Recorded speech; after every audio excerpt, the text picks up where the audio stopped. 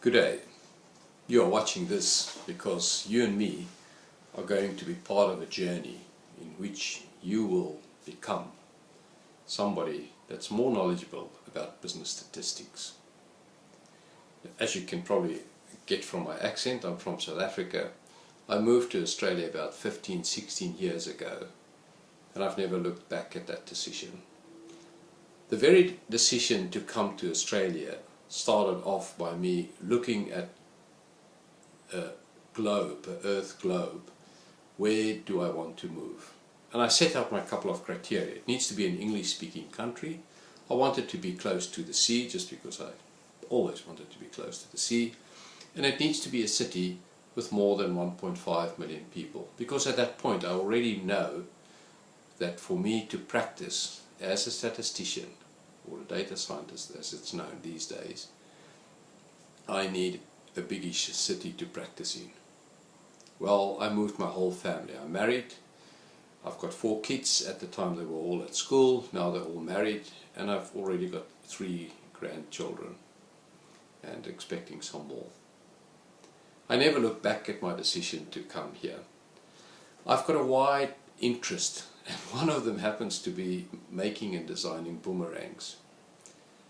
But the other one is to tell stories, and I love telling stories with statistical impact.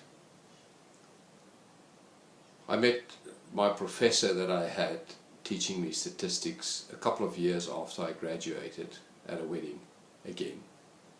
He looked at me and he said, "Are there still some dragons out there?"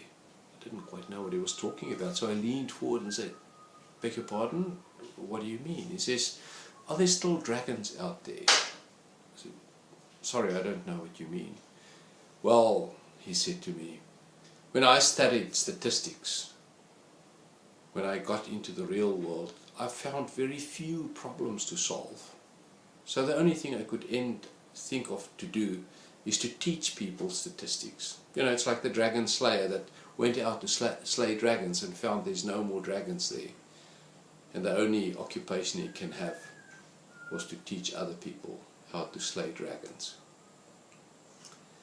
Well, I wish I can see him again now, because I want to tell him the world has exploded with dragons, or in our case, problems that can be solved using statistical tools and techniques. Business statistics.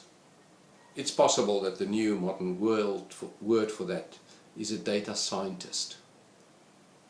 As such, it's called the sexiest job in the world. If you make this part of your career, you are looking at an above average income and a very wide, somewhere where you can foster a very wide interest in just about any part of the world. Why do I like it? Well, typically, a data scientist impact businesses regarding their strategy.